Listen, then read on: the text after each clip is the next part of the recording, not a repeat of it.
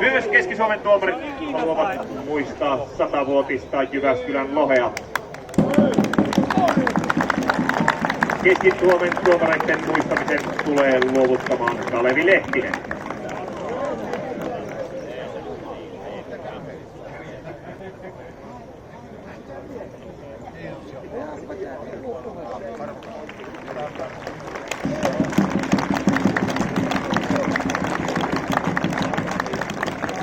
Jyväskylän lohi kiittää.